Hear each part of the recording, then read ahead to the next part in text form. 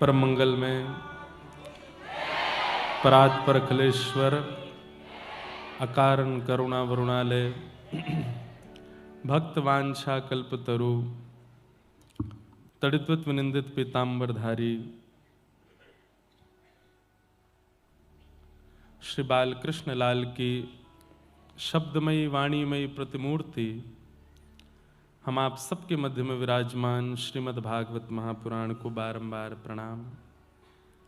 मंच पर विराजमान समस्त विप्रवृंद, समस्त गंधर्वजन और आप सभी श्रोता भाई बंधु मातृशक्ति बालक मित्र सखा सबको जय श्री कृष्ण, जय सिया राम, जय श्रीमन्नारायण।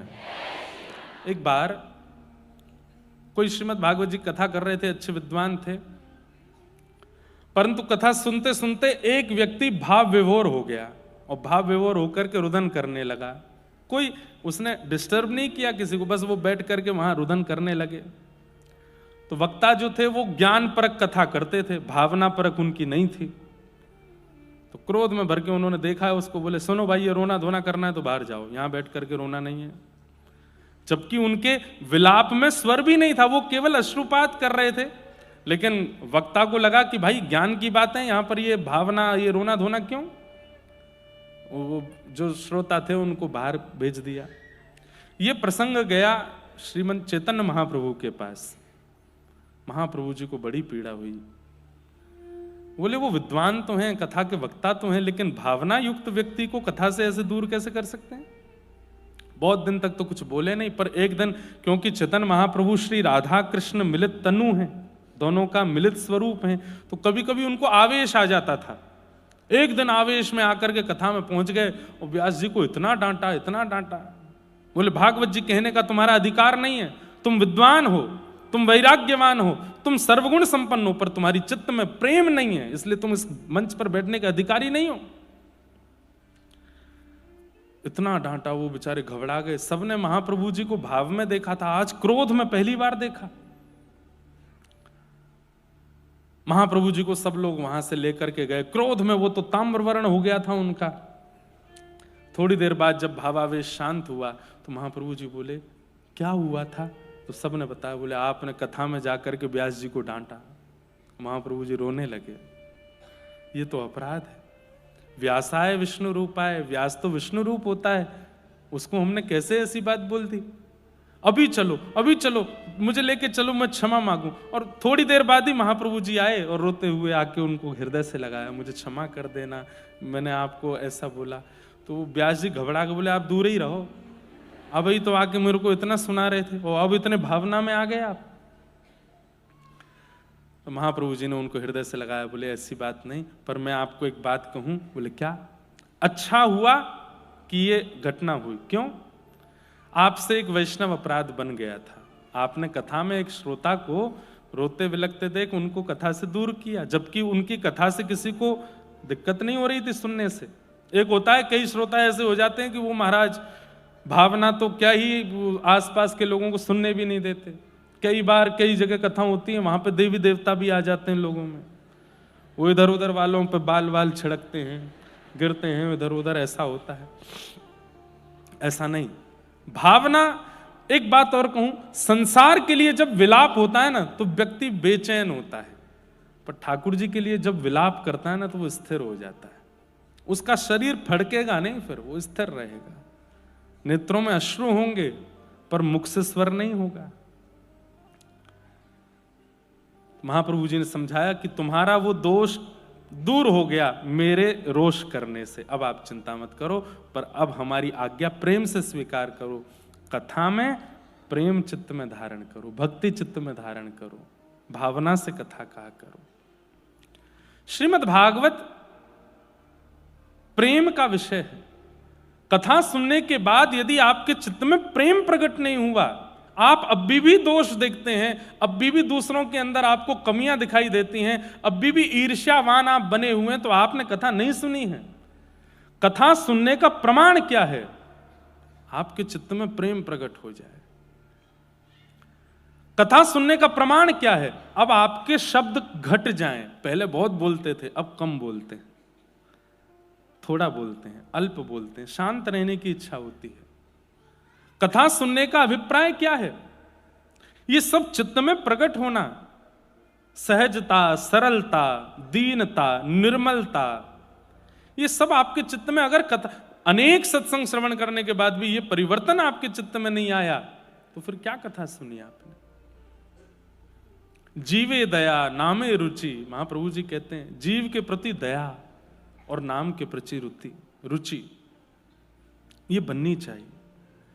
कथा सुनने वाला, सत्संग निरंतर करने वाला व्यक्ति ऐसा ही हो जाता है, धैर्यवान, दीनवान, थोड़ा अल्प शब्दावली का प्रयोग करने वाला, परिस्थिति कैसी भी हो एक रस रहने वाला, ज्यादा विचलित ना होने वाला, ये कथा सुनने वाले का स्वरूप होता है। लेकिन खूब कथाएं सुनी, खूब प्रवचन किया, फिर भी दोष नहीं गया, दूसरे के प्रति ईर्ष्या की भावना नहीं गई, क्रोध में कटौती नहीं हुई, शब्दावली घटी तो नहीं और बढ़ गई। कई लोगों में ऐसा होता है, कथा बहुत सुनने से उनके अंदर भी इच्छा हो जाती है हम भी कथा करें, अब हमने बहुत सुन लिया, अब हम सबको सुनाएं, हमने बहुत सुना, अब हमारी सुनो, अब हम क्या कह रहे हैं।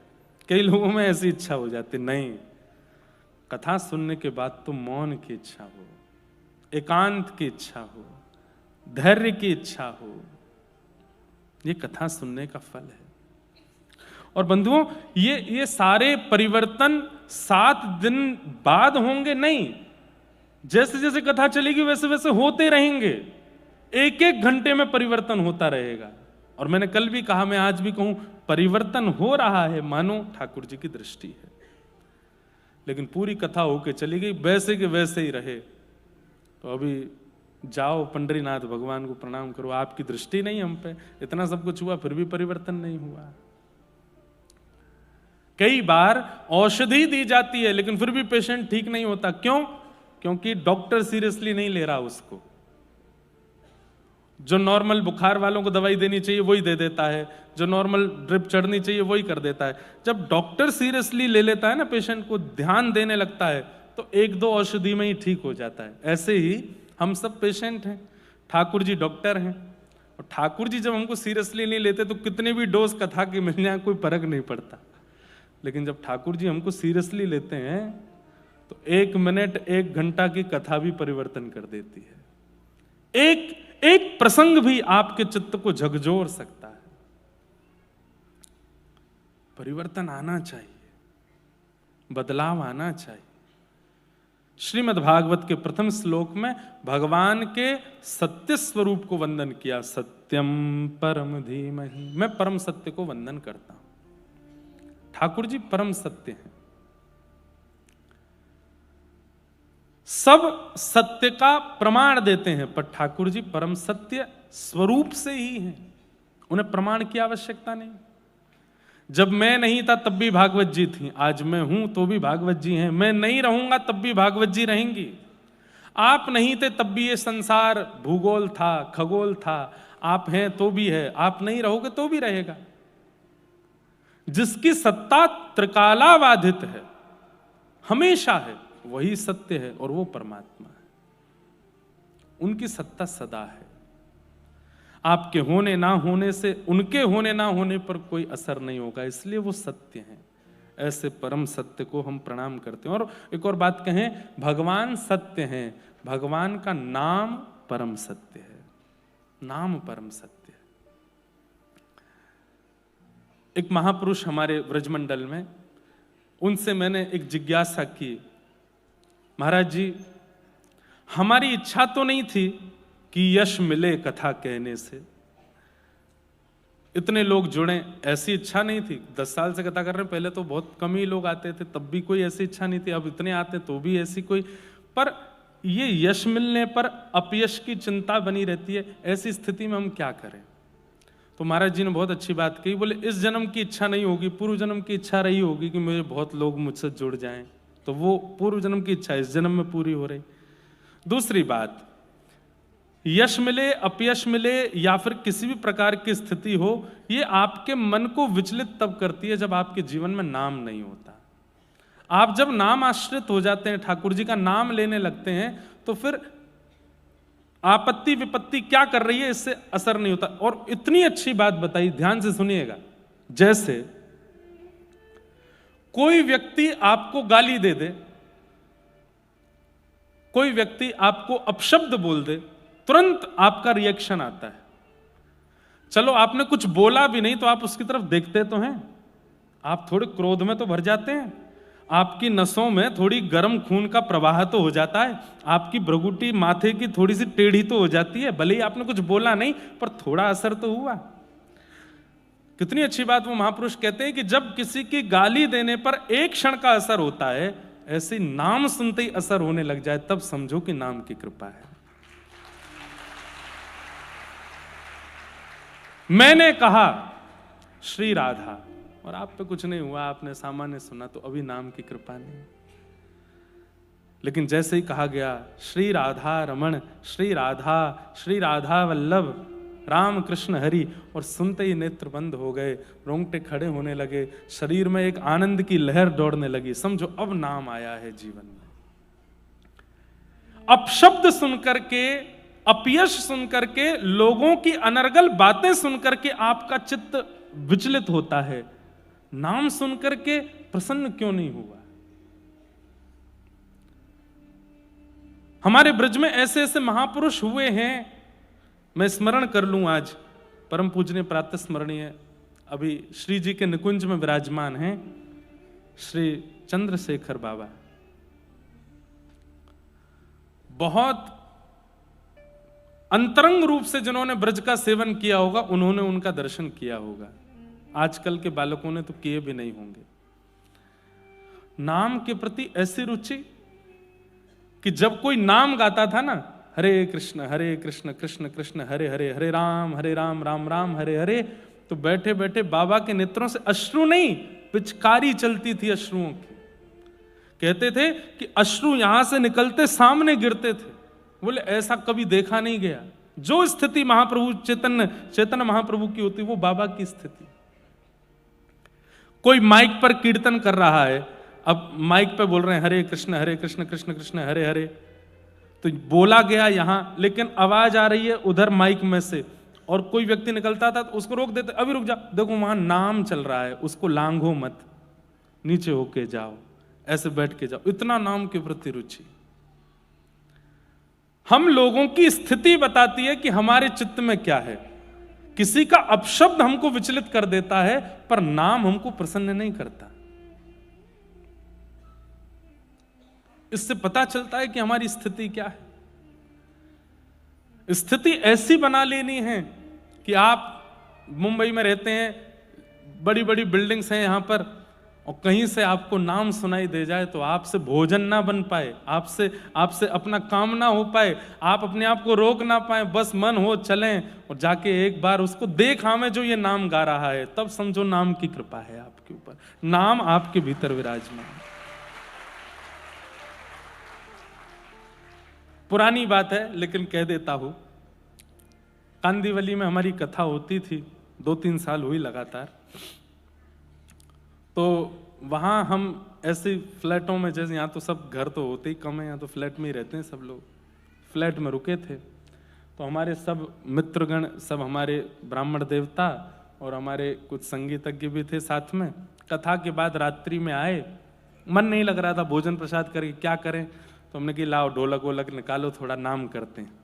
बैठ के महाराज कीर्तन गाने लगे, मन चल वृंदावन धाम, अभी नहीं गा रहा हूं, रटेंगे राधे राधे नाम, मिलेंगे कुंज बिहारी, ओढ़ के कामर का। अब एक भैया हमारे बिल्कुल ब्रज की तरह नृत्य कर रहे थे, और महाराज ताली बजा बजा करके, और बिल्कुल जैसा ब्रज में नृत्य होता है, और खूब जोर से ढोलकी बजा बजा करके खूब नाच रहे, गा रहे थे। थोड़ी देर बाद हमारा गेट खटखटाया किसी ने, बाहर देखे तो एक व्यक्ति, एक अंकल जी थे, इतना शॉर्ट पहना था उन्होंने घुटने से ऊपर, सफेद बाल उनके, यहाँ नाक पे इधर चश्मा लटका रखा था, ऐसे देख रहे थे और साथ में पुलिस लेके आए और बोले हमको सुबह 7 बजे जॉब पे जाना है। और ये लोग कहां से अनपढ़ गंवार आ गए हैं यहां आकर के, इतना उल्टा सीधा ये नाम की, इन पकड़ो इनको। पता नहीं ये मुंबई है, यहां 10 बजे के बाद शोर करना मना है। मैंने कि शोर नहीं हो रहा भैया, ये तो नाम हो रहा। क्या नाम हो रहा? ये शोर है, हम सो नहीं पा रहे, हमारे बच्चे सो नहीं पा रहे। वो तो बेचारे चले गए, पुलिस वाले हमारे उत्तर प्रदेश के ही थे, वो समझा के गए महाराज जी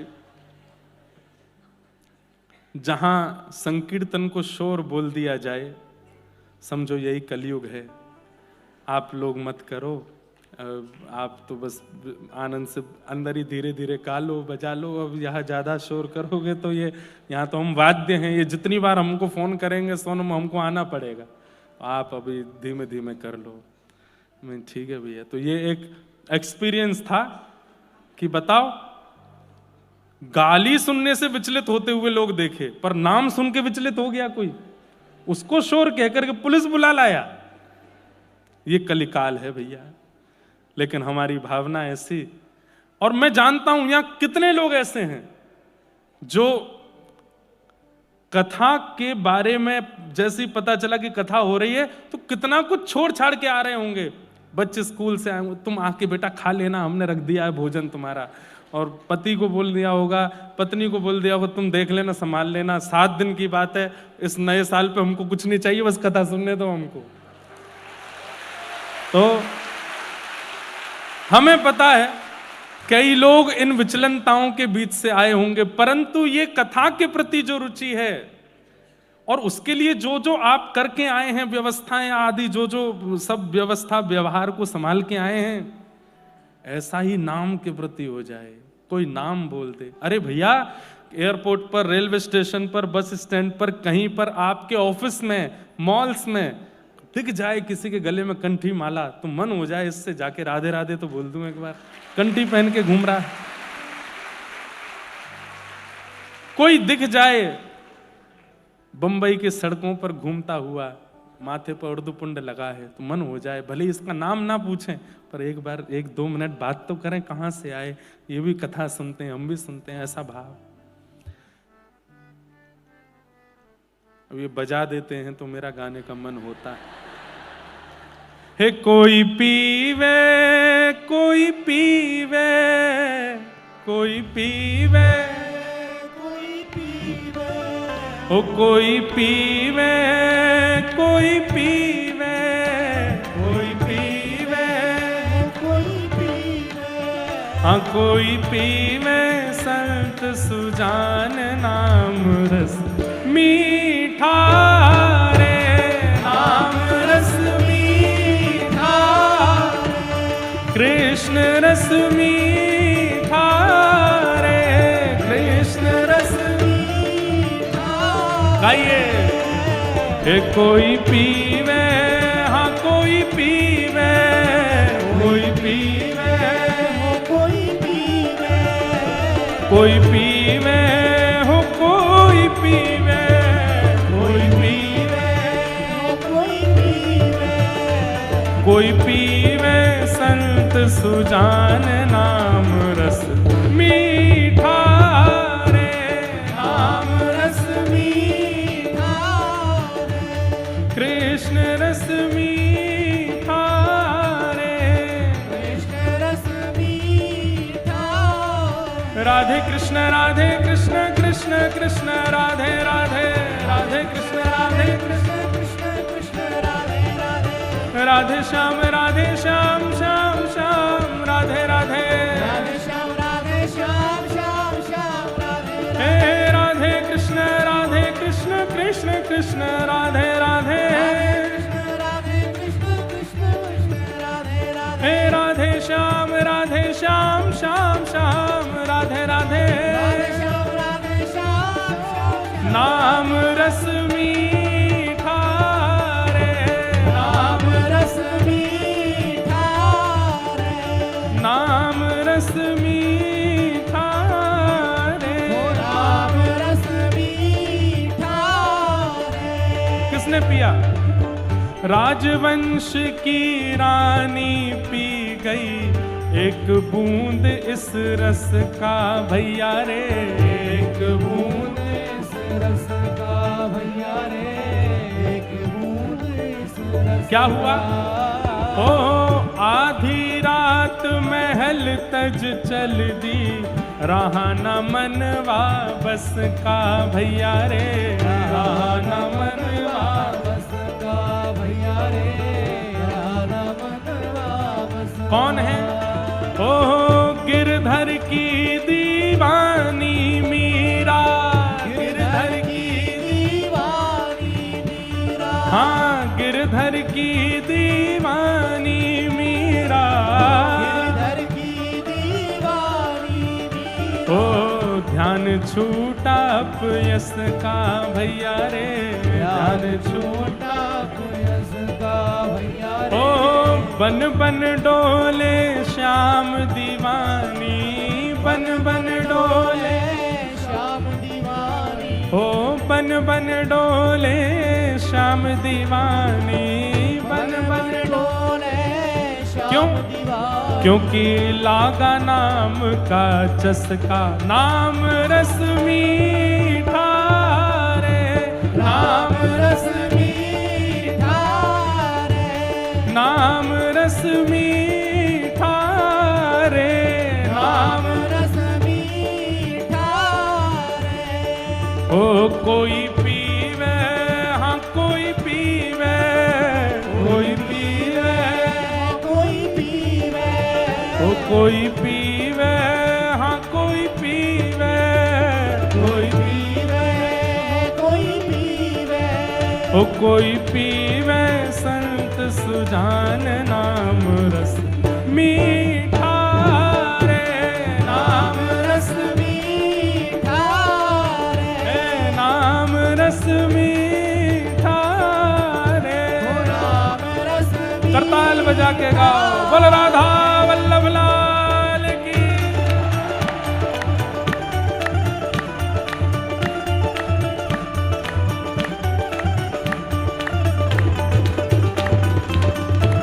प्यारे गिरधर गोपाल की।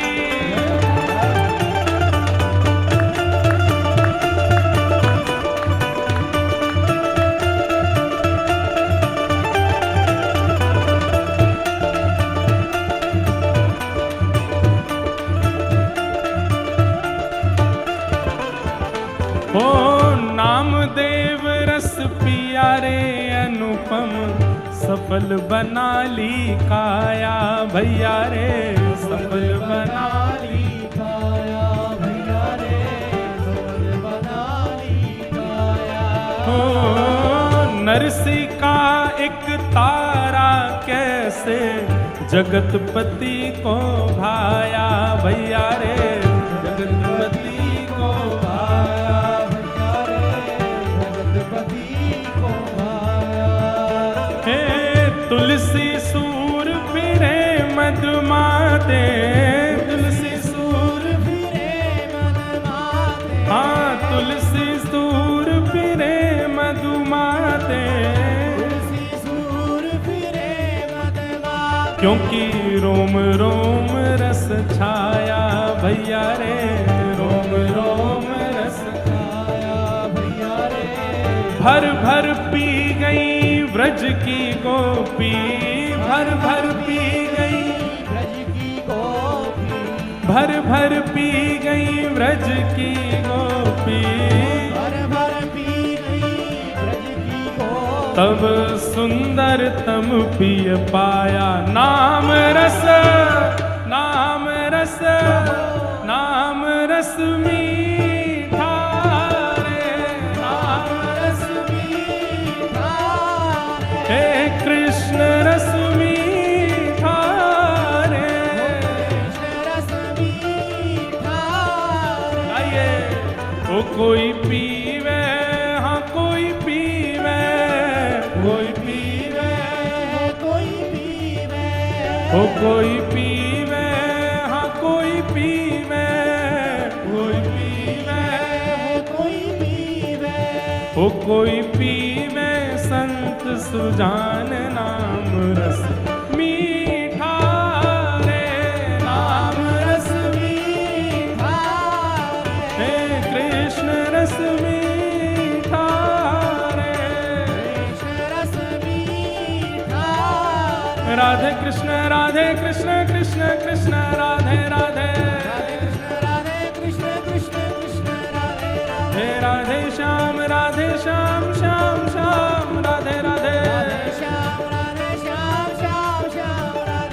हे राधे कृष्ण कृष्ण कृष्ण राधे राधे,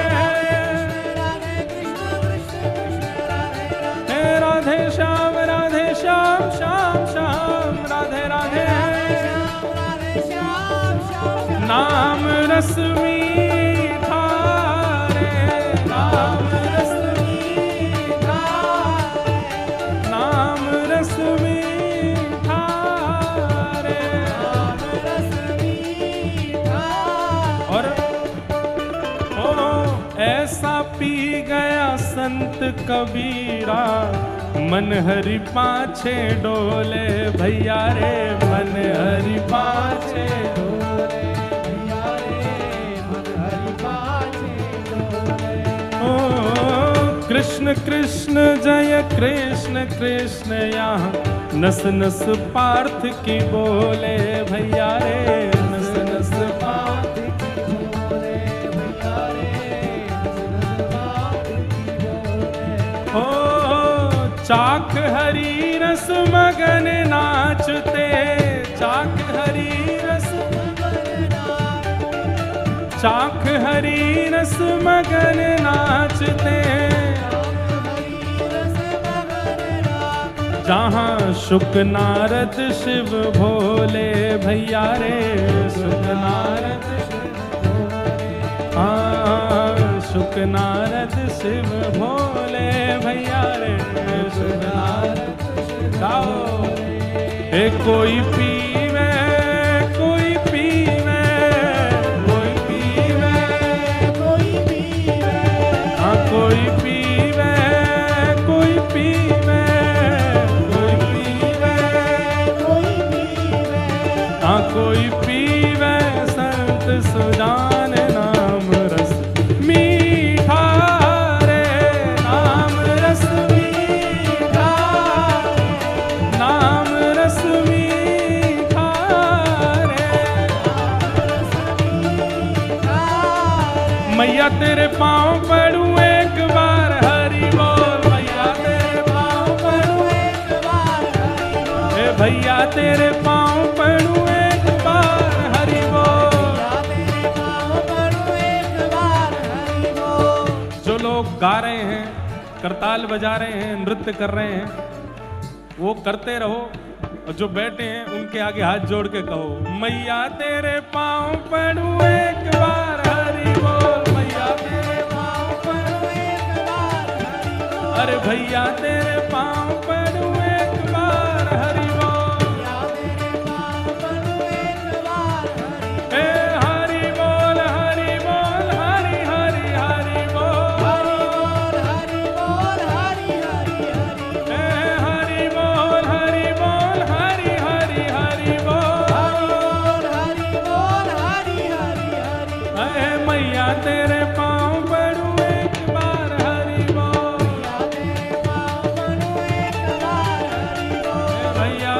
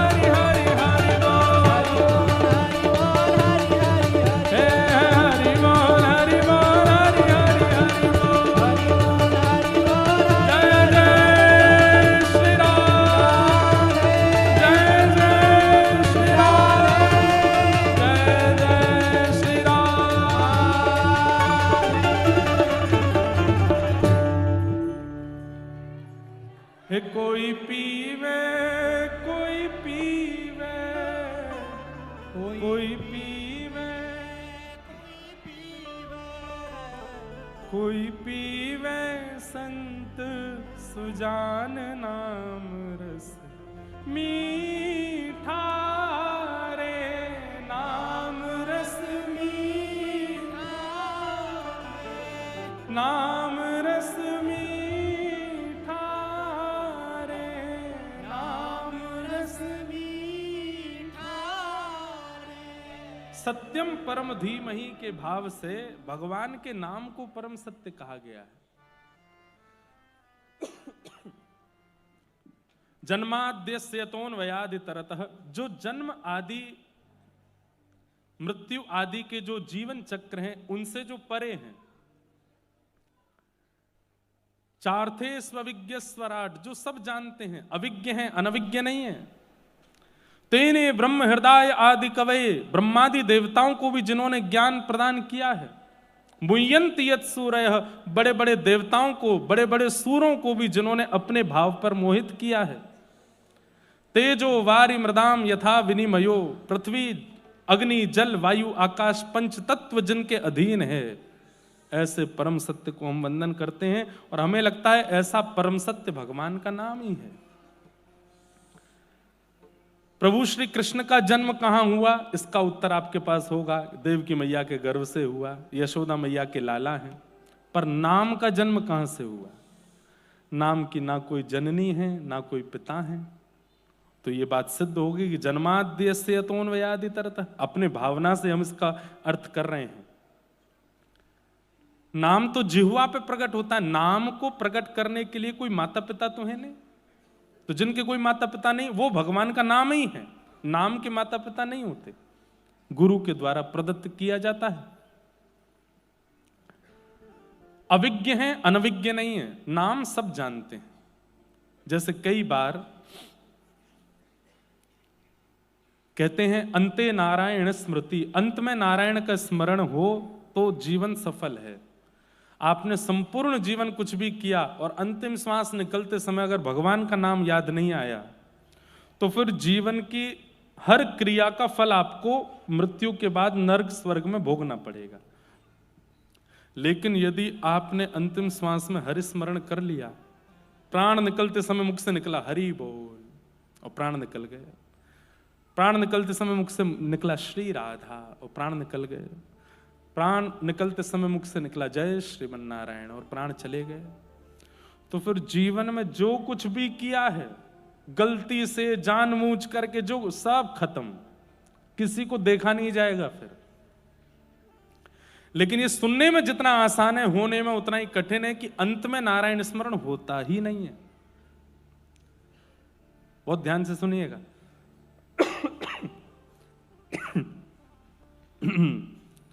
उत्तर भारत का प्रसाद है।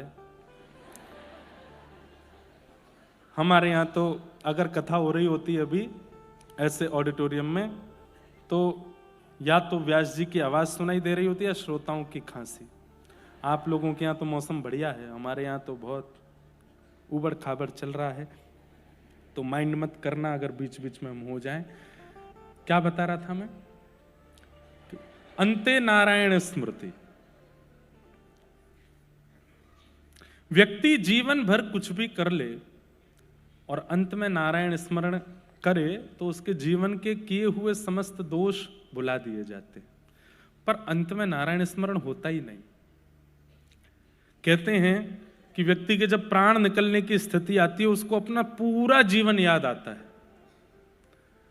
जो जो आज भी आपको स्मरण में नहीं होगा कि आपने 4 साल की उम्र में क्या किया था, 2 साल की उम्र में, 3 साल की उम्र में आपने क्या किया था, 12 साल की उम्र में घर में क्या हुआ था, अभी आपको याद नहीं होगा। पर मृत्यु काल जब स्वाभाविक मृत्यु आती है तो व्यक्ति को सब याद आता है, अपना पूरा जीवन दिखाई देता है।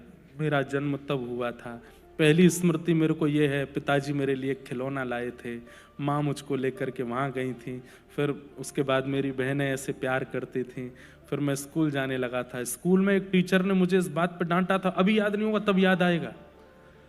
वहाँ पे मेरा ये मित्र था, अरे इस मित्र को तो मैं भूल ही गया, जीवन भर कभी याद नहीं, वो सब याद आएगा। उसके बाद मेरा विवाह हुआ, मेरे बालक हुए, मेरे ससुराल पक्ष के लोग ऐसे थे, मेरे पीहर के ऐसे थे, वहाँ के ये यहाँ पे घाटा हुआ, यहाँ पे मुनाफा हुआ, इतना कमाया, ये घर बनाया, वो सब याद आएगा। पर यदि आप भक्ति हृदय के व्यक्ति नहीं हैं तो सब याद आएगा, पर यह याद नहीं आएगा कि आपने दादर में कथा सुनी थी। आप कभी, बहुत सीरियस बात कर रहे हैं हम, ये याद नहीं आएगा कि आप वृंदावन गए थे, ये याद नहीं आएगा कि पंढरपुर में आपने सेवा की थी। अंत में हरिस्मरण नहीं होता। और ये आपके कर्म डिसाइड करते हैं कि आपके अंतिम क्षणों में आपको क्या याद दिलाना है। क्यों हमारे संत जन आज्ञा कर रहे हैं, क्यों ग्रंथ आज्ञा कर रहे हैं कि कलयुग केवल नाम आधारा। कलयुग में ज्ञानी होना बहुत अच्छी बात है, कलयुग में विरक्त होना बहुत अच्छी बात है, पर कलयुग में नाम जापक होना बहुत जरूरी है। क्योंकि कलयुग में ज्ञान हो सकता है कि अंत काल में आपको उबारने नहीं आएगा, वैराग्य नहीं आएगा, नाम आएगा। नाम ही, जितना नाम जपेंगे, जितना नाम आपका दिन भर में होगा, वो नाम किस लिए होगा कि आपका जब अंतिम काल आएगा तो आपको और कुछ याद नहीं आएगा, बस यही याद आएगा कि पहली बार मैं वृंदावन कब गया था, गिरिराज जी की परिक्रमा कैसे करी थी, पंडरीनाथ भगवान कैसे दिख रहे थे, राधा रमण जी ने कैसी पोशाक पहनी थी, बिहारी जी में कैसे मनोरथ हुए थे, उस कथा में हमने क्या सुना था, उन महाराज जी ने क्या बोला था, कौन कौन से भक्त मुझे जीवन में मिले हैं, कौन से भक्त मुझे प्रिय हैं। ये नाम का प्रभाव होगा। जब नाम असंख्य स्थिति में आपने जीवन में जपा होगा तो अंतिम क्षण में केवल भगवत स्मृति होगी, और अंत में यदि नारायण स्मरण हो गया तो आपका जन्म लेना सफल हो जाएगा।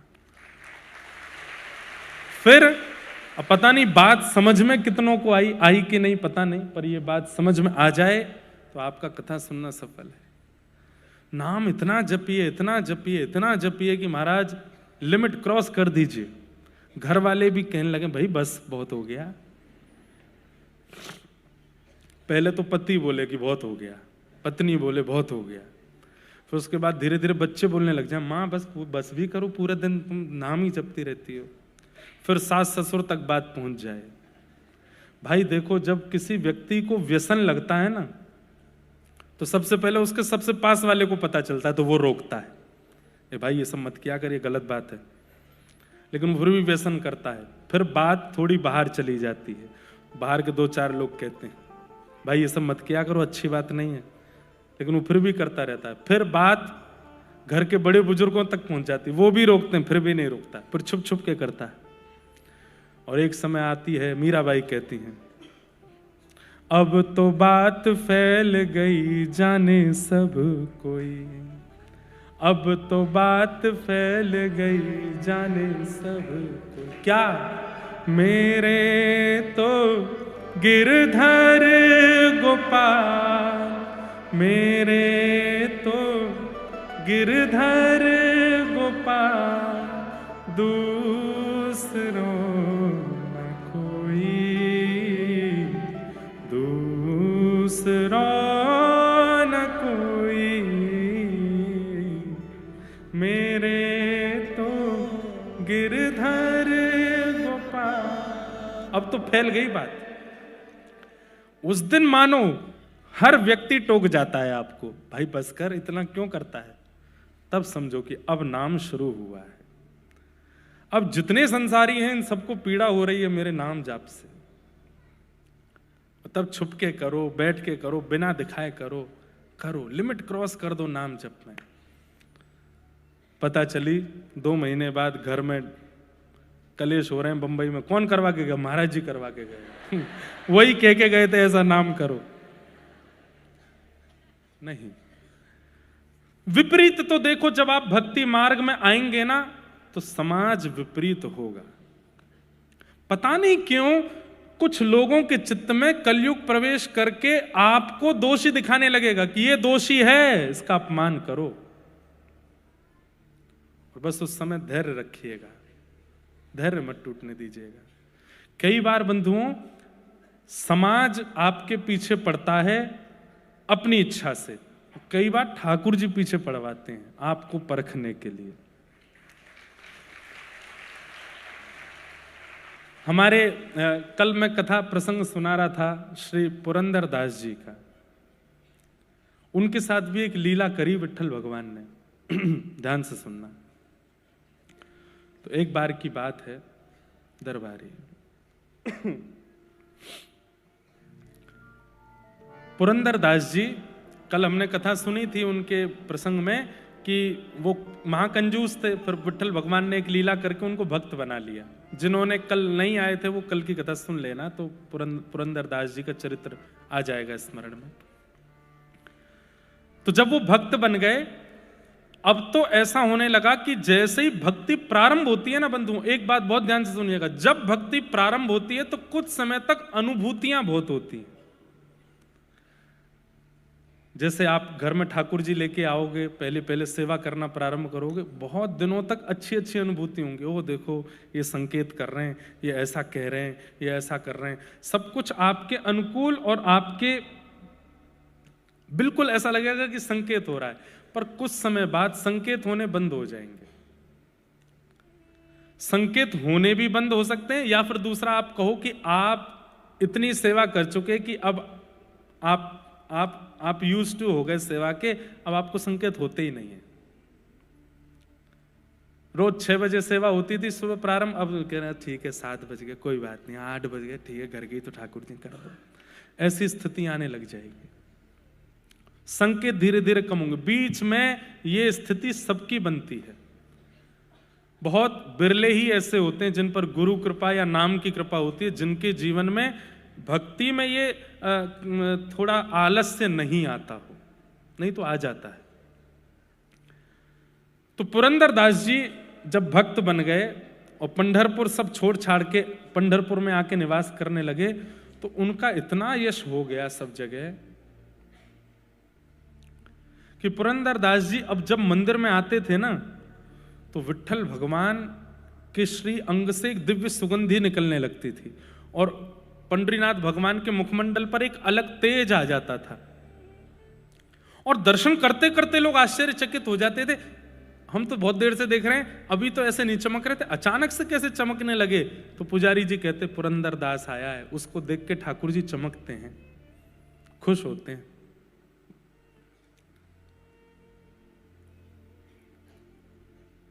अब तो ऐसी स्थिति हो गई, लोग बाहर दर्शन करते थे पंडरीनाथ भगवान का, और जैसी सुगंधी आती थी सबको पता चल जाता था पुरंदर दास आया होगा, और पीछे मुड़ के देखते तो पुरंदर दास जी आए हुए होते थे। अब इससे हुआ क्या कि उनकी प्रसिद्धि इतनी हो गई पूरे पंढरपुर में कि पुरंदर दास जी जब अपने घर से निकलते थे तो रोडों को लोग फूलों से सजा देते थे, उनके चरण छूते थे, ऊपर से पुष्प वर्षा करते थे, माला पहनाते थे, उनको वंदन करते थे। लोग बाग घुटनों पर बैठ के रोते थे पुरंदर दास जी को देख करके कि आप इतने बड़े भक्त हैं, आप हम पे कृपा करो। भक्ति में प्रसिद्धि मिले आपके हाथ में नहीं है, पर प्रसिद्धि को स्वीकार करना अस्वीकार करना ये आपके हाथ में है।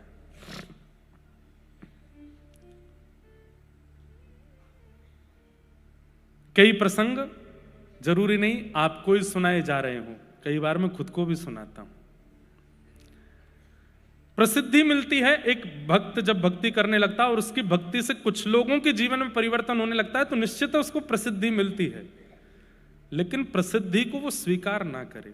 जब कोई उसको बहुत बहुमान करे, बहुत सम्मान करे, उस समय वो हाथ जोड़ करके ठाकुर जी से यही प्रार्थना करे, मैं लायक तो नहीं हूं इसके, ये सब आप करवा रहे हो नाथ। बहुत ध्यान से सुनिएगा बंधु, बहुत अच्छा प्रसंग है। तो पुरंदर दास जी अपने घर से निकलते हाथ जोड़ते हुए, जो लोग माला पहनाते, प्रणाम करते, वंदन करते, रोते विलकते, सबको देख करके पुरंदर दास जी यही कहते, हे पंडरीनाथ, मैं इसका अधिकारी नहीं हूं, मेरा इतना सम्मान मत कराओ, मैं इसके योग्य नहीं हूं, मेरे साथ ऐसा मत करवाओ। हाथ जोड़ते हुए जाते थे। इतनी प्रसिद्धि हो गई कि अब तो महाराष्ट्र में दूर दूर के शहरों के गांव के लोग पंढरपुर 2 लोगों से मिलने आते थे, या तो पंडरीनाथ या पुरंदर दास। लेकिन अभी तक भी पुरंदर दास जी के चित्त में भक्ति का अभिमान नहीं आया था। एक दिन पंडरीनाथ भगवान सालों निकल गए, खूब प्रसिद्धि हो गई। पंडरीनाथ भगवान बोले कि अब समय आ गया। क्या? अब पुरंदर दास की परीक्षा लेनी, अब इसकी परीक्षा लेनी। तो कैसे परीक्षा लेंगे? तो मैंने कहा ना, इनसे बढ़िया स्क्रिप्ट राइटर नहीं है कोई। ये ऐसा चक्र घुमाते हैं भैया, आप सोचते रह जाओगे ये क्या हो गया। तो एक वैश्या, एक नगर वैश्या, वो नृत्य करती थी, और जहां वो नृत्य करती थी वहां पर व्यसनी लोग जाते थे उसका नृत्य देखने के लिए। तो वो नृत्य करती थी अपने घर चलाने के लिए, वैश्या थी अपने घर पालन करने के लिए, लेकिन हृदय से परम भक्ता थी पंडरीनाथ भगवान की। रोज पंढरपुर पंडरीनाथ भगवान का दर्शन करने जाती, सौल से अपने आप को छुपा के, क्योंकि उसका नाम तो गलत रूप में लेते थे ना नगर के लोग, तो इसलिए अपने आप को छुपा करके जाती, मुंह ढक करके जाती और पंडरीनाथ भगवान को प्रणाम करती, और प्रणाम करके कहती, मेरे पास कुछ और तो है नहीं देने के लिए, एक नृत्य ही मुझे आता है, और यहां मुझे कोई नाचने देगा नहीं। हे नाथ, मेरी भक्ति केवल इतनी है कि मैं रोज सज करके तैयार होकर के नृत्य इसलिए करती हूं कि किसी दिन उन व्यसनियों की भीड़ में आप आओगे मेरा नृत्य देखने, और मैं नाचूंगी, आप देखोगे। और रोज पूछती, कब आओगे आप, कब आओगे आप, कब आओगे आप। दर्श बिन दुखण लागे नैन, दरस बिन दुखण लागे, जब ते तुम बिछड़े पिय मुँह से, जब ते तुम बिछड़े पिय मुँह से, एक पल आयो न चैन, एक पल आयो न चैन, दरस बिन दुखण लागे नैन, दरस बिन दुखण लागे। अब स्थिति ये हो गई कि वो वैश्या रोज जाती है और ठाकुर जी के आगे जाके अब डांटती है, मेरे पास क्यों आओगे, वैश्या हूं ना। अपने शरीर को संसार के रंजन में लगा रखा है ना, ये संसार तो मुझे अपवित्र बोलता ही है, लेकिन आप पतित पावन अपने आप को कहना बंद कर दो, क्योंकि पतित पावन वो जो पतितों को भी स्वीकार करता हो।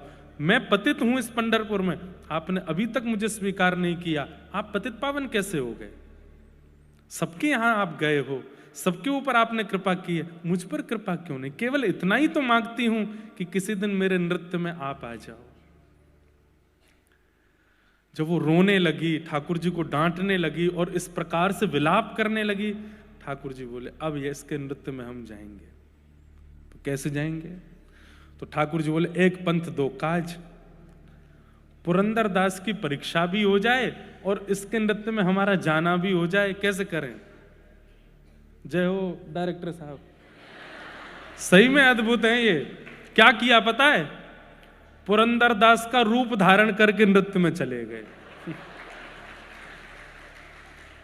वैश्या नाच रही है और लोग बाग पी रहे हैं, खा रहे हैं, उस पर पैसे उड़ा रहे हैं, धुआं उड़ा रहे हैं और गंदी गंदी बातें कर रहे हैं। बिल्कुल बिल्कुल मतलब कोई धार्मिक व्यक्ति भी वहां प्रवेश ना करे, तिलक वाला भी प्रवेश ना करे, पुरंदर दास तो बहुत बड़ी बात है। ऐसी सभा थी और वहां पे वो वैश्या नाच रही थी और इतने में ही पुरंदर दास वहां आए। तो जो लोग आड़े टेढ़े लेटे थे, पहले तो पुरंदर दास को देखे, आज ज्यादा चढ़ गई है हमको, हैं? ये कहां से आ गए यहाँ पे? पुरंदर दास को देख करके अपनी आंखें मीड़े, फिर खोल के देखें, है तो वही। पुरंदर दास जी वहां पहुंचे और जाकर के जो बैठे थे उनसे, लाओ भाई मसनद हमारे लिए भी लगाओ, आज हम भी देखें क्या नृत्य है। लेकिन वो वैश्या, उसके तो हाथ पांव कांपने लगे। बोले कि हरि नहीं आए, लेकिन हरिजन आ गए हैं।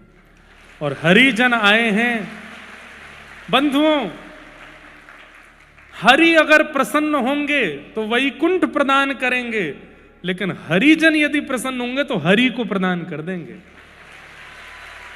हरि प्रसन्न हो ये बाद की इच्छा होनी चाहिए, हरिजन प्रसन्न हो ये पहली इच्छा होनी चाहिए।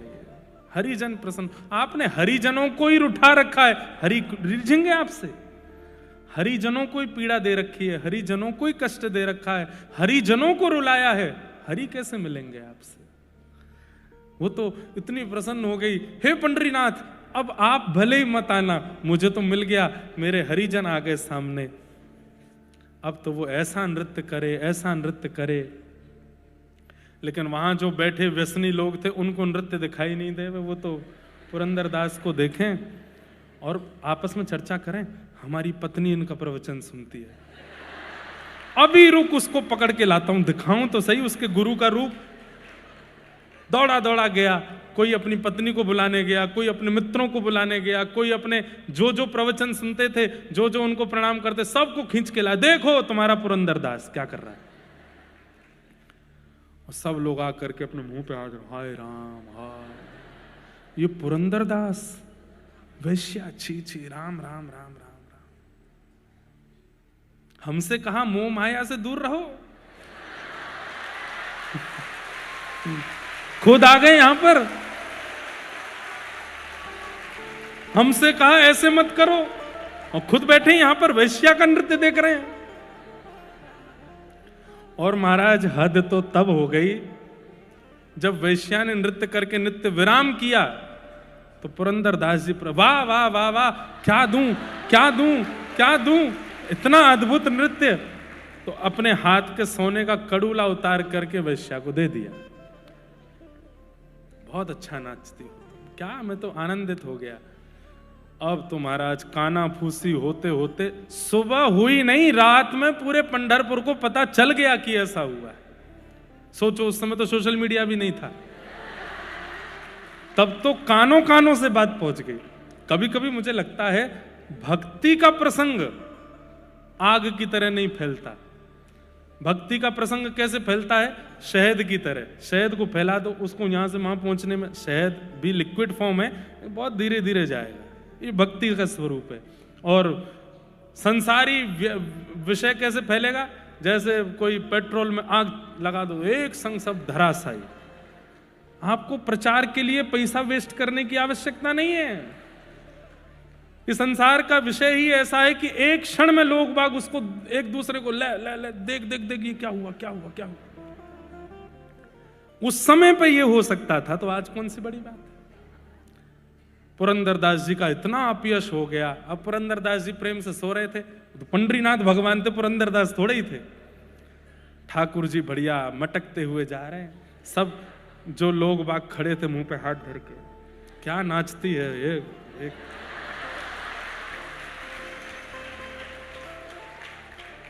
दो चार लोग बोले, अब तो आप भी हमारी कम्युनिटी ज्वाइन कर लिए, कल भी आइएगा और बढ़िया व्यवस्था रखेंगे।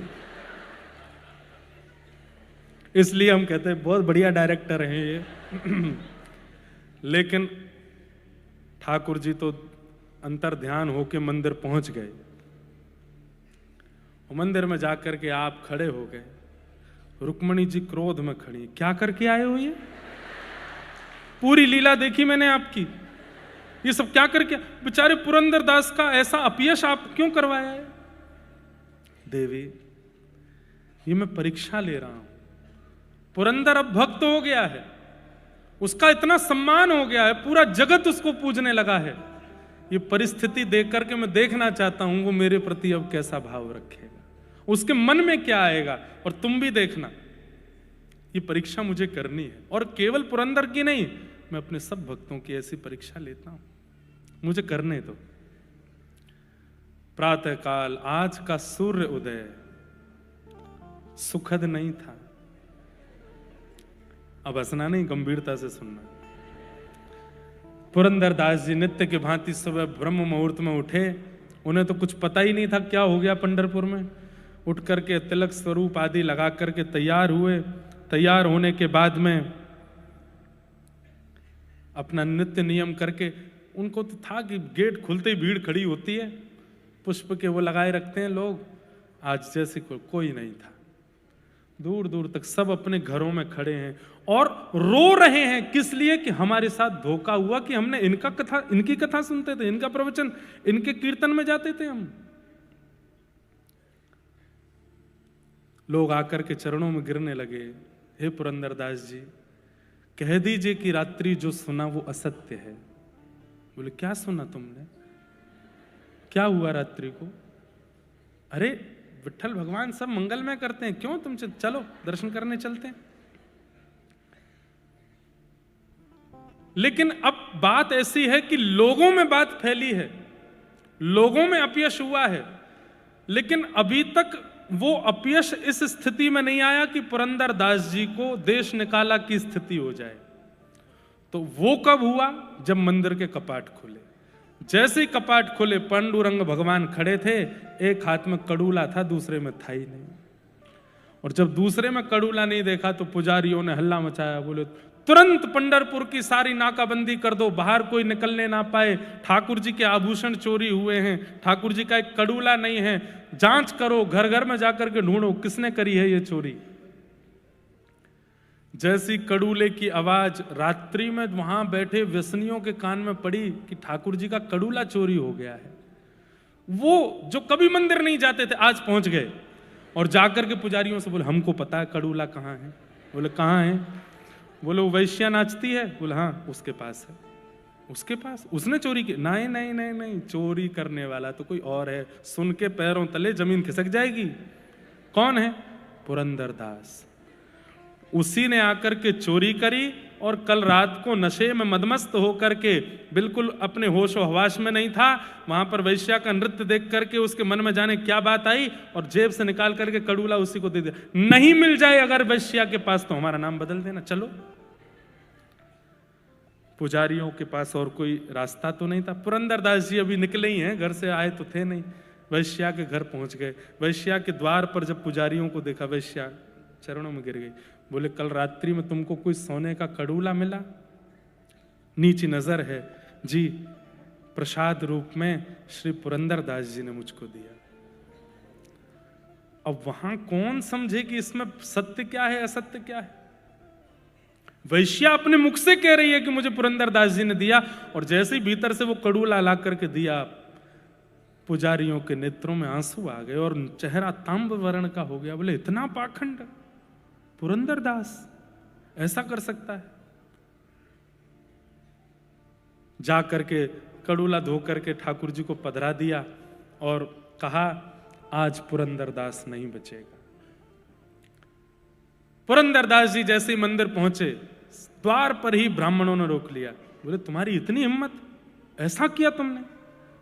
पुरंदरदास जी बोले मैंने क्या किया मुझे नहीं पता। बोले सुनो, अब ये अपनी सफाई देगा, अपनी अपनी बातें करेगा, उससे पहले ये कुछ कहे हमें सुनना ही नहीं है। बांध दो इसको एक खंबे से।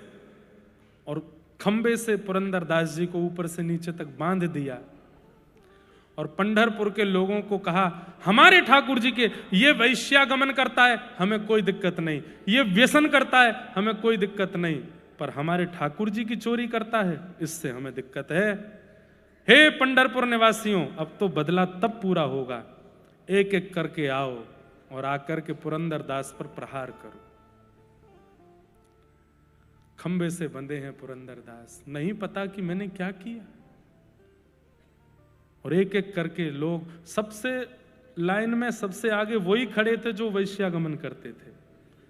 सबसे आगे आकर हमारी पत्नियों को कथा सुनाता है, हमारे बच्चों को भक्त बनाता है, खुद के काम देखे थे ना, खूब भला बुरा कह रहे हैं, मार रहे हैं उल्टा सीधा। पुरंदरदास जी के नेत्रों से आंसू गिर रहे हैं और भीतर पंडरीनाथ भगवान खड़े हैं। रुक्मणी जी रोष कर रही हैं, कैसे हो आप? यहां ये पुरंदरदास के साथ इतनी अनीति की जा रही है और आप यहां खड़े खड़े मुस्कुरा रहे हैं। पंडरीनाथ भगवान बोले अब वो देखना जो मैं तुम्हें दिखाना चाहता हूं। रुक्मणी जी ये बताइए कि पुरंदरदास के मन में क्या चल रहा होगा इस वक्त। उसे नहीं पता कि उसने कुछ गलत किया है, उसे नहीं पता कि क्या हुआ है, पूरा नगर उसके खिलाफ खड़ा है। पर ऐसी स्थिति में पुरंदरदास के मन में क्या चल रहा होगा, आप बताओ। रुक्मणी जी बोली, क्या चल रहा होगा? वो खुद से पूछ ही रहा होगा कि मैंने किया क्या, मेरा अपराध क्या है। पंडरीनाथ भगवान बोले, अब मेरी दृष्टि से देखो, मैं दिखाता हूं उसके मन में क्या चल रहा है। तो पुरंदरदास जी के चित्त में जब झांक करके देखा तो पुरंदरदास जी अपने चित्त में नाच रहे थे। क्यों? कह रहे थे, अरे पुरंदर, तुझे ठाकुर जी ने दंड दिया था कि तीर्थों में जा जा करके सब तीर्थ के देवताओं की स्तुति करना, और ऐसा शास्त्रों में लिखा है कि पुण्य क्षेत्रे कृतम अन्य क्षेत्रे कृतम पापम पुण्य क्षेत्रे विनश्यति, और पुण्य क्षेत्रे कृतम पापम वज्रलेपो भविष्यति। भैया, घर परिवार में किए गए पाप पुण्य क्षेत्र तीर्थ में जाकर के नष्ट हो जाते हैं, पर तीर्थ में किए गए पाप तो पत्थर की लकीर हो जाते हैं। पुरंदर अपने मन में विचार कर रहा है, मैं इतने दिन से तीर्थ यात्रा पे था, निश्चित ही तीर्थों में मुझसे कुछ अपराध हुआ होगा। और पंडरीनाथ सोच रहे होंगे कि तीर्थों में किए गए पाप पत्थर की लकीर ना बन जाएं, कैसे भी करके अपयश करवा करके इसके तीर्थों के पाप नष्ट करवा दिए जाएं, इसलिए पूरे पंढरपुर के द्वारा मेरा अपयश करवा रहे हैं। मुझसे निश्चित ही तीर्थ क्षेत्रों में पाप बना होगा, ये पंडरीनाथ भगवान मेरा भला करवा रहे हैं। मेरे कोई शेष पाप रह गए होंगे, उनको इस अपयश के द्वारा, ये लोगों की अनर्गल बातों के द्वारा ठाकुर जी कटवा रहे हैं। कोई बात नहीं पुरंदरदास, विट्ठल ने तेरे लिए अच्छा सोचा है, इसलिए सब हो रहा है, स्वीकार कर ले। रुक्मणी जी के नेत्र सजल हो गए और पंडरीनाथ भगवान के चरणों में प्रणाम करते हुए कहते हैं, हे भगवान, मैं मान गई आपके भक्तों के चित्त को, जो कैसी भी परिस्थिति जीवन में आ जाए लेकिन विचलित नहीं होते हैं। अब भी वो यही सोच रहा है कि आपने उसके लिए कुछ अच्छा सोचा है, इसीलिए ये सब हो रहा है। पर अब इसके ऊपर होने वाली पीड़ा मैं सह नहीं पा रही हूं, अब आप कुछ करो। और तभी पंढरपुर में मानो जैसे एक आकाशवाणी जैसे होने लगी। पूरे पंढरपुर के लोगों को सावधान की स्वर सुनाई देने लगा। सब विचलित हो गए, कहां से आ रहा है स्वर। तभी देखा मंदिर में खड़े पांडुरंग भगवान बोल रहे हैं, मैं बोल रहा हूं, अभी इसी वक्त पुरंदरदास को खोल दो। इसने कोई भी पाप नहीं किया है, इसने कोई भी ऐसा अनर्गल कृत्य नहीं किया है। उस वैश्या की इच्छा थी कि मैं उसके नृत्य में जाऊं, पर मैं अपने रूप में जाता तो वो नृत्य नहीं कर पाती, इसलिए मैं ही पुरंदरदास का रूप धारण करके गया और उस वैश्या के नृत्य में जाकर के मैंने ही अपना कड़ूला प्रदान किया। वास्तव में इस कृत्य के द्वारा मैंने दोनों को स्वीकार किया है, पर तुम लोग समझ नहीं पाए। सुनते ही सब पंढरपुर के लोग ठाकुर जी के चरणों में वंदित हो गए। हमें क्षमा कर दो नाथ, हम जान नहीं पाए, हम समझ नहीं पाए। बंधुओं, जब जीवन में नाम विराजमान होता है, जीवन में भक्ति विराजमान होती है, तो आपको हर परिस्थिति, आप गिर भी जाओगे ना, पैर में घुटने में चोट लगेगी, संसारी लोग होंगे तो क्या सोचेंगे, कोई गाली दे रहा है तभी गिर गया मैं। लेकिन भक्त क्या सोचेगा, ठाकुर जी शायद इसमें कुछ भलाई चाहते हैं, मेरे पैर का हड्डी टूटी, शायद इससे ठाकुर जी कुछ अच्छा करना चाहते हैं। इसलिए ये विचार कभी मन से जाने मत दो। बंधुओं, जो हो रहा है आपके साथ, ध्यान से सुनिएगा, जो हो रहा है आपके साथ ये तो कुछ भी नहीं है, इससे भी खतरनाक हो सकता है। उस स्थिति में भी ये विचार मन में रखना कि ठाकुर जी ने कुछ अच्छा ही सोचा है, ये मेरे साथ कुछ गलत नहीं होने देंगे ठाकुर जी ने। फिर पता है क्या होगा, अगर आपके प्रारब्ध के कारण कुछ गलत होना भी होगा, लेकिन आपकी ऐसी विचारधारा होगी कि नहीं ठाकुर जी ने कुछ अच्छा ही सोच के रखा, तो ठाकुर जी अच्छा ही कर देंगे, उसको बिगड़ने नहीं देंगे।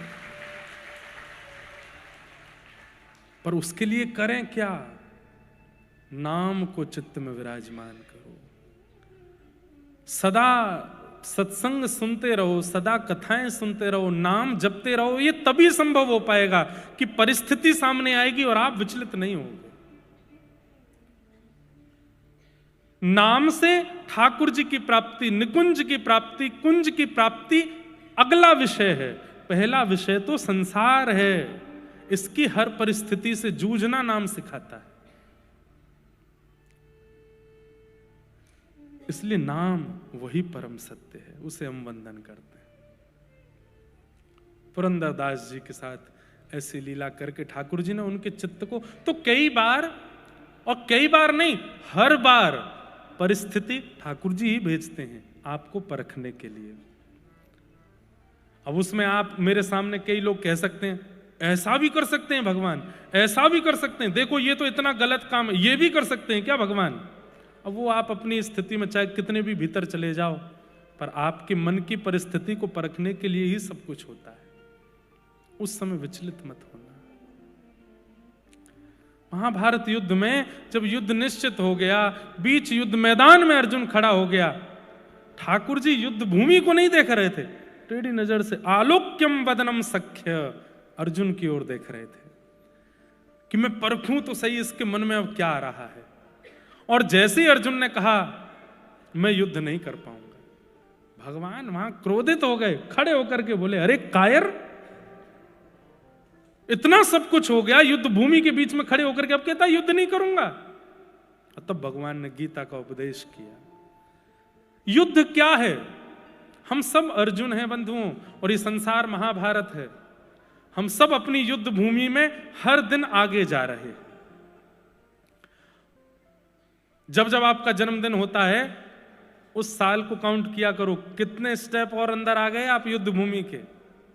अब 25 स्टेप अंदर आ गए, अब 27 पग अंदर आ गए, अब 35 पग अंदर आ गए। जितने पग भीतर जाओगे उतनी परिस्थिति विचलित करने वाली होगी। पर आपने हार मान ली, हाथ पैर कांप करके ठाकुर जी से कहा अब नहीं झेल रहा मुझसे ये संसार। ठाकुर जी को उस समय क्रोध आता है। क्यों? तेरी परिस्थितियां काटने के लिए, तेरे प्रारब्ध नष्ट करने के लिए और खुद को प्राप्त करवाने के लिए ये स्थिति बनी है। मुझ पर विश्वास नहीं है? अरे तू जूझ, तू लड़, बस नाम का आश्रय ले, आचार्यों की वाणी का आश्रय ले, लड़ ले इस युद्ध को, निकल जा इससे पार। बस इस भावना से चलो। ऐसे परम सत्य भगवान के हम नाम को प्रणाम करते हैं, उनके नाम को हम वंदन करते हैं। नित्य जपा करो माझा विठ्ठल विठ्ठल विठ्ठला, माझा विठ्ठल पांडुरंग, माझा विठ्ठल विठ्ठल विठ्ठला, माझा विठ्ठल। आप में से कितने लोग पंढरपुर गए हैं? हाथ ऊपर कर। बहुत, लगभग 80% लोग गए हैं। जो 20% लोग नहीं गए हैं, हमारी तरफ से आपको न्यू ईयर पर ऑफर है। पैसे आपको खर्च करने हैं, डीजल पेट्रोल आपको भरवाना है, पर पंढरपुर जाओ। इस साल का नववर्ष मेरे कहे से पंढरपुर दर्शन करके आइएगा और यही गाते हुए जाएगा माझा विठ्ठल विठ्ठल विठ्ठला, माझा विठ्ठल पांडुरंग, माझा विठ्ठल विठ्ठल विठ्ठला, माझा विठ्ठल पांडुरंग, माझा विठ्ठल विठ्ठल विठ्ठला, माझा विठ्ठल पांडुरंग, माझा विठ्ठल विठ्ठल विठ्ठला, माझा विठ्ठल पांडुरंग। हे माझा विठ्ठल विठ्ठल विठ्ठला, माझा विठ्ठल विठ्ठल विठ्ठला, हे माझा विठ्ठल विठ्ठल विठ्ठला, माझा विठ्ठल विठ्ठल विठ्ठला, हे माझा विठ्ठल विठ्ठल विठ्ठला विठ्ठल विठ्ठल विठ्ठला ओ माझा विठ्ठल विठ्ठल विठ्ठला विठ्ठल विठ्ठल विठ्ठला हे माझा विठ्ठल विठ्ठल विठ्ठला माझा विठ्ठल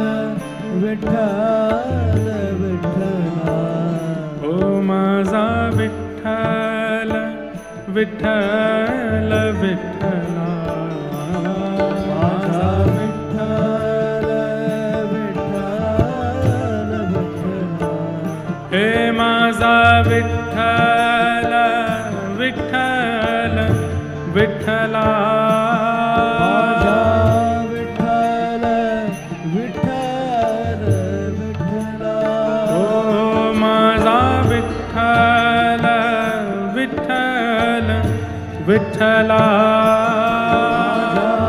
विठ्ठल विठ्ठल विठ्ठला हे माझा विठ्ठल विठ्ठल विठ्ठला माझा विठ्ठल पांडुरंग माझा विठ्ठल विठ्ठल विठ्ठला माझा विठ्ठल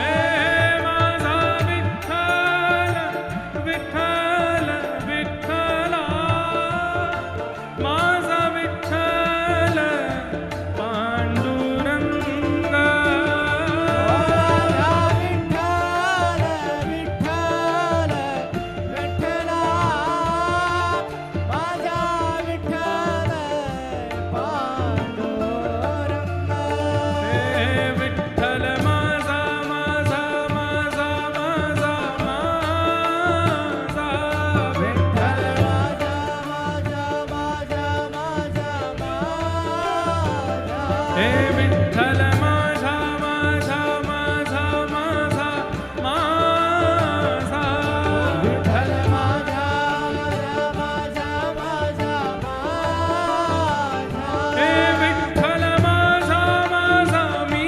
विठ्ठलाच्या ओ विठ्ठल माझा मी विठ्ठलाचा ओ विठ्ठल माझा माझा मी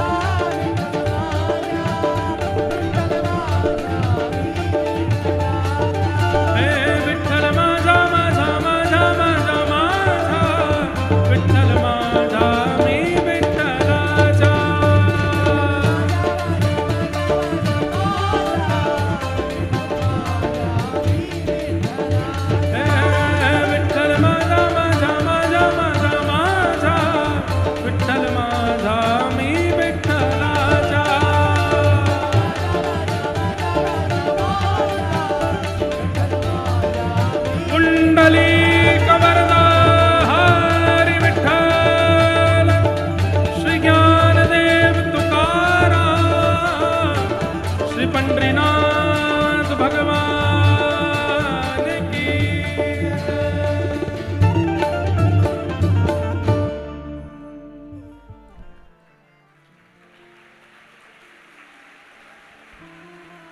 माझा विठ्ठल विठ्ठल विठ्ठला,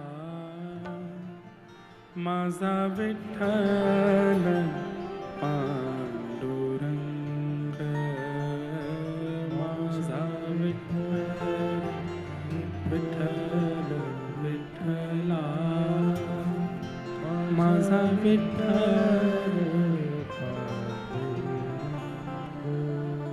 हमारे भारत में अनेक देवालय हैं, परंतु एक हमारे श्री व्रजधाम में गोवर्धननाथ गिरिराज जी और दूसरे आपके महाराष्ट्र के श्री पंडरीनाथ, ये दो ऐसे ठाकुर हैं जो सबको छूने का अधिकार देते हैं। कोई भी जाकर के इनको स्पर्श कर सकता है। आप व्रजमंडल में जाइए, गिरिराज जी की परिक्रमा करो, बगल में गोवर्धन नाथ जी के किसी भी स्वरूप को आप जाकर के हृदय से लगा सकते हो, स्पर्श कर सकते हो। आप उनके प्रति पर्वत बुद्धि मत रखा करो, पाषाण बुद्धि मत रखना कभी भी गोवर्धन नाथ जी के प्रति। ये विचार मत करना कि ये पर्वत है, ये पत्थर हैं, या ये ऐसे ही रखें। अरे जो गर्भगृह में है उनकी तो हमारे नेत्रों में बड़ी महिमा हो जाती है। भाई इनको हम छू नहीं सकते, इनको पुजारी जी छूते हैं, इनकी अष्टयाम सेवा होती है, ये ही भगवान है। नहीं, श्री गिरिराज जी, गोवर्धन नाथ जी, उनके जो स्वरूप हैं वो जहां आपको दिख जाएं, आप गिरिराज जी की परिक्रमा में कभी कभी भीतर को प्रवेश करके, ऊपर मत चढ़ना, जो जब आप मुखारविंद से परिक्रमा प्रारंभ करते हैं तो वहां जा सकते हैं, अंदर जंगल वन है थोड़ा, वहां जाके आप गिरिराज जी को हृदय लगा सकते हो, स्पर्श कर सकते हो। जैसी सेवा आपको ठाकुर जी की करनी हो सब कर सकते हो। या दूसरा अधिकार, बहुत ही आपकी इच्छा है कि नहीं गर्भगृह वाले ठाकुर जी छूने हैं, तो पंढरपुर चले जाओ, वहां हर वैष्णव को अधिकार है। कोई वीआईपी नहीं है, कोई वीवीआईपी नहीं है, कोई संत नहीं है, कोई प्रोटोकॉल नहीं है, सबको अधिकार है। गर्भगृह में जाओ और श्री पंडरीनाथ भगवान के चरणों को पकड़ करके स्पर्श करो, सिर स्पर्श करो, ठाकुर जी के चरणों की सुगंधी अपने माथे से लगाओ, सबको स्पर्श का अधिकार। ऐसे श्री पंडरीनाथ भगवान।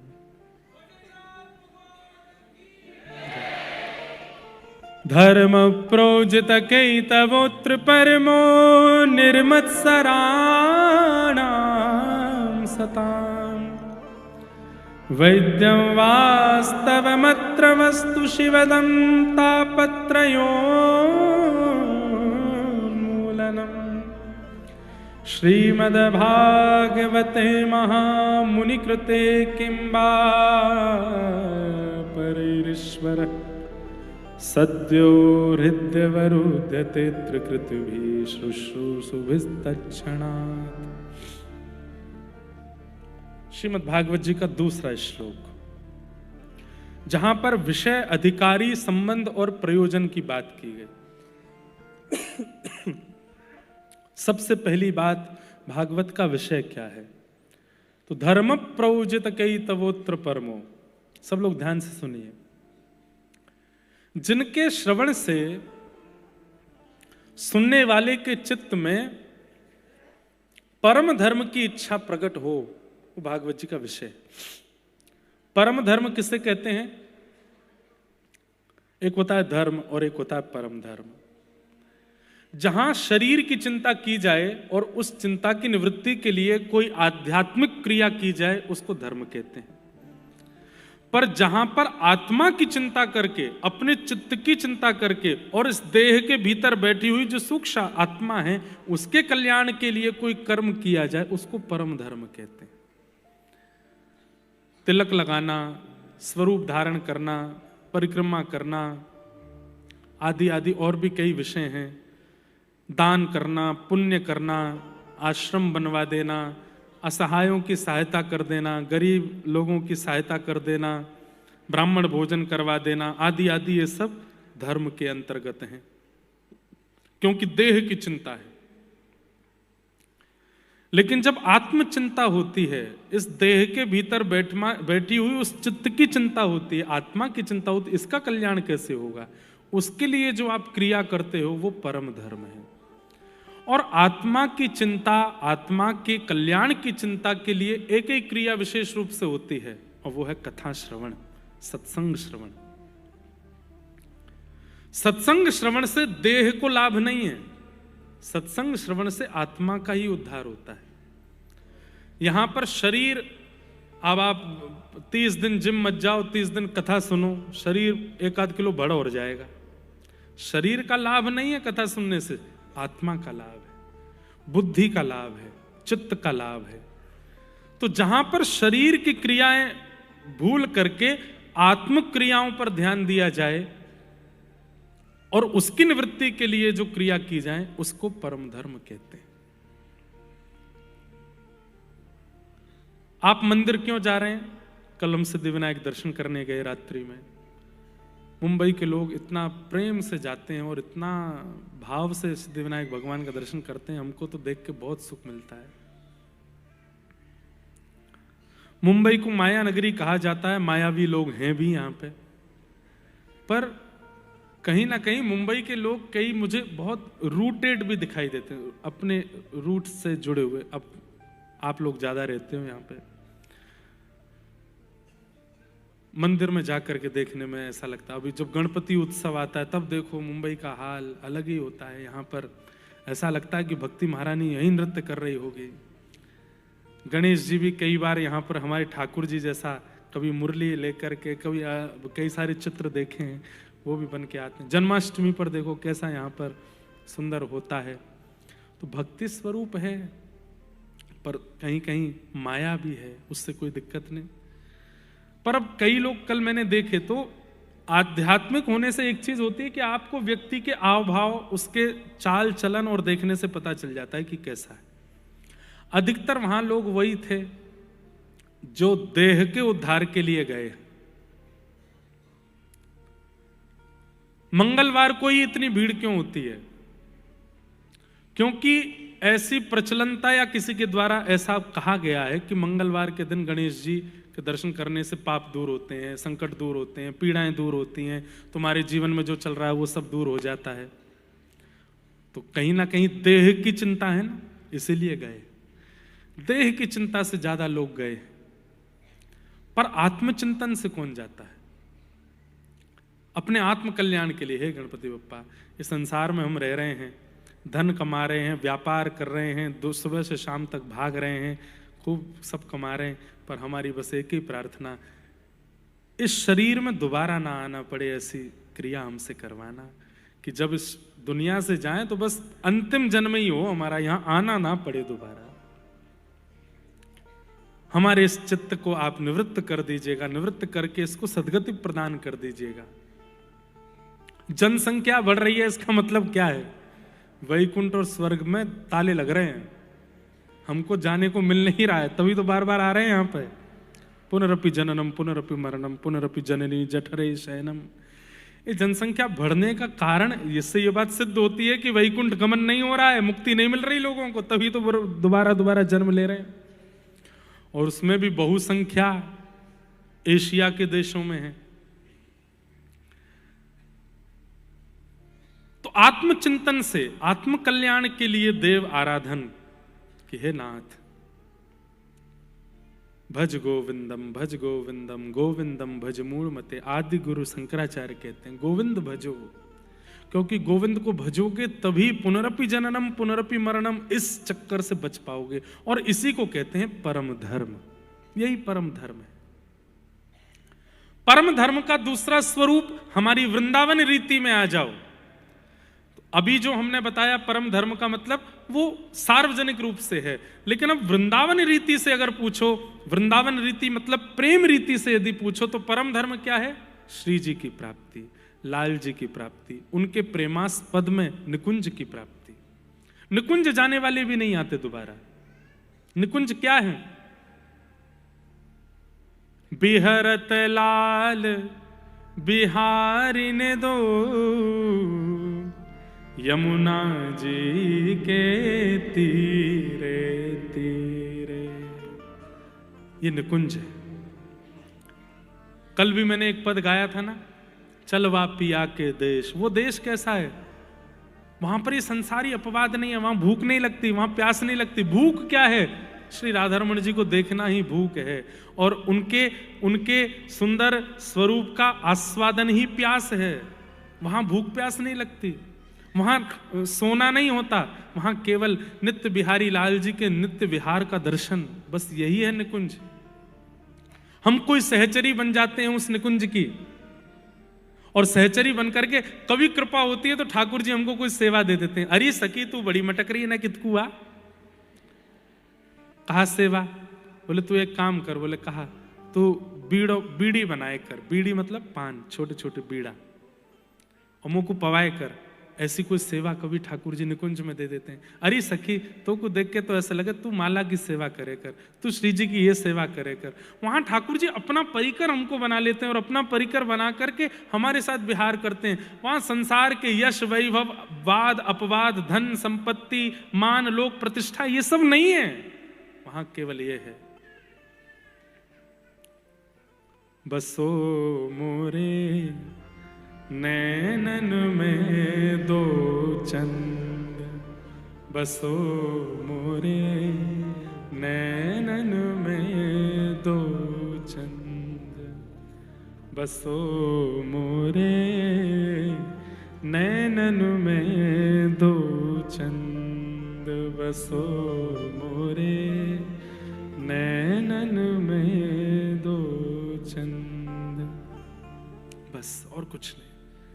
तो वृंदावन रीति से वो निकुंज है। सांसारिक रीति से वैकुंठ की प्राप्ति, जहां पर शंख चक्र गदा पद्मधारी श्रीमन नारायण विराजमान हैं, और आपको वैकुंठ प्राप्त हो गया है। यदा कदा कभी ठाकुर जी निकलते हैं, आपको कोई सेवा दे देते हैं। 5 प्रकार की मुक्ति होती है। प्रसंग आएगा कल के प्रसंग में, उसका फिर विस्तार से मैं वर्णन करूंगा कौन कौन सी मुक्ति होती है। तो मुक्ति के लिए यत्न करना ये परम धर्म है। मुक्ति मतलब इस संसार में पुनर्ना आना पड़े, वही मुक्ति है। और उसके लिए जो यत्न है वो परम धर्म है। यही भागवत का विषय है कि सुनने वाले श्रोताओं को यह सिखाया जाए कि भाई ऐसी जीवन क्रिया करो, ऐसा नियम रखो, ऐसा स्वभाव रखो, ऐसे विचार करो कि आपके क्रिया विचार स्वभाव कर्म से पुनर्जन्म की स्थिति ना बने। ये जो सिखावे वो भागवत का विषय। दूसरी बात, इस भागवत प्रसंग का अधिकारी कौन है? कौन डिजर्व करता है यहां बैठना, ये सुनना और इसका पालन करना? तब कहते निर्मत सराणाम सताम, जिसके चित्त में मात्सर्य दोष नहीं है। कितनी बड़ी बात, मैं लगभग कथा में इस बात को कोट करता हूं कि सबसे बड़ा दोष क्या है संसार में? काम बड़ा दोष नहीं है। इसका मतलब ये नहीं कि काम दोष ही नहीं है, दोष तो है, पर बहुत बड़ा दोष।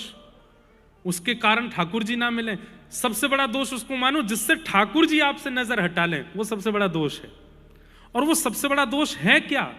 काम नहीं है, क्रोध नहीं है, लोभ नहीं है, मोह नहीं है, अहमता नहीं है, ममता नहीं है, और जो भी दोष संसार में है वो बहुत बड़े दोष की श्रृंखला में नहीं आते जिससे ठाकुर जी आपसे नजर हटा लें।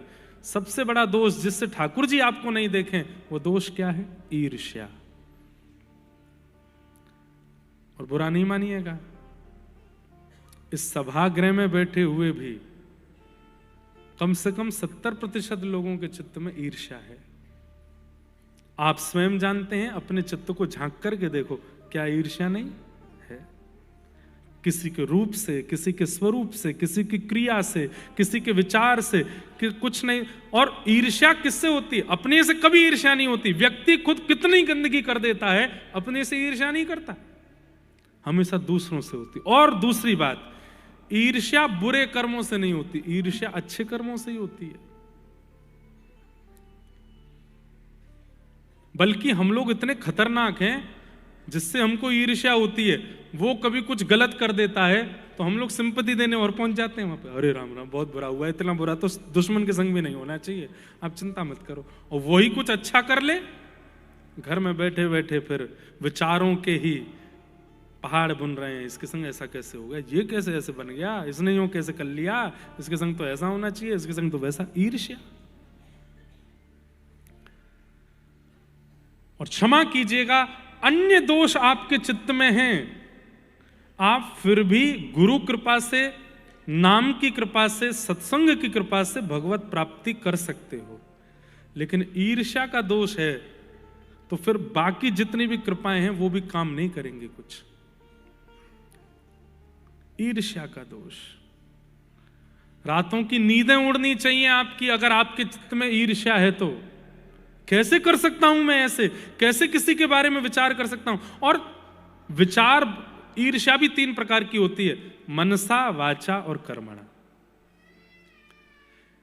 ईर्ष्या का सबसे पहला रूप जो कि 99% विश्व के हर व्यक्ति के अंदर है वो है मानसिक ईर्ष्या। करता कुछ गलत नहीं है, बोलता कुछ गलत नहीं है, पर मन में ईर्ष्या है। समझ रहे हैं बात को? 99% लोगों के अंदर मानसिक ईर्ष्या है। वो बोलते गलत नहीं है, करते गलत नहीं है, पर मन में सोच लेते हैं।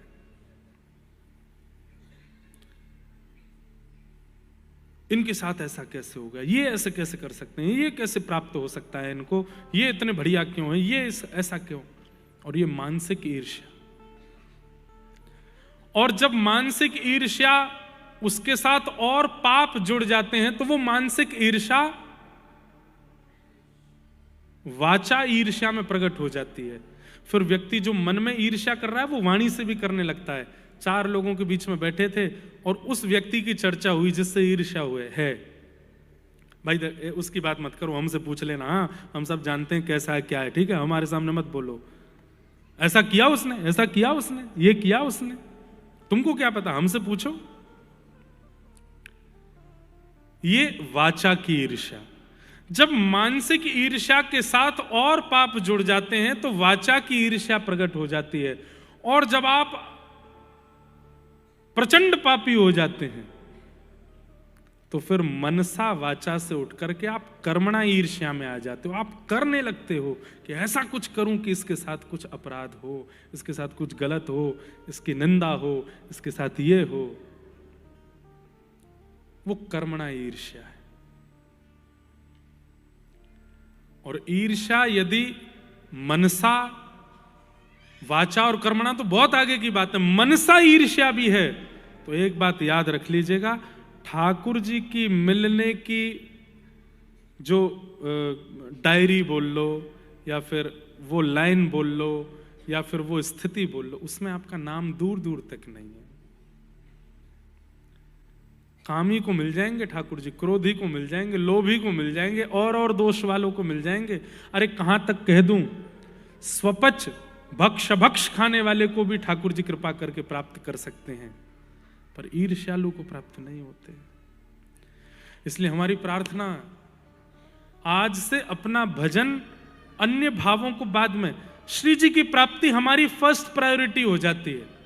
हम लोग नाम दीक्षा लेते ही, नाम जप लेते ही, गुरु आज्ञा प्राप्त करते ही, धाम जाते ही सबसे पहले हमारी इच्छा, आज से ही सबसे पहले श्री जी की प्राप्ति हो जाए, इसी भाव से नाम जप कर रहे हैं। नहीं, पहले अपने अवगुणों की लिस्ट बनाओ।